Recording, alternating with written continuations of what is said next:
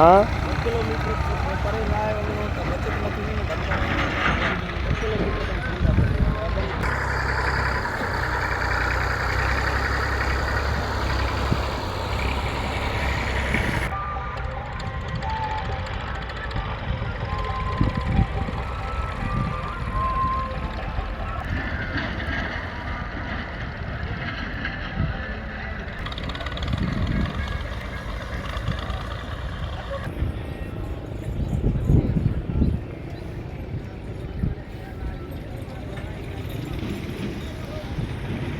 मुसलमान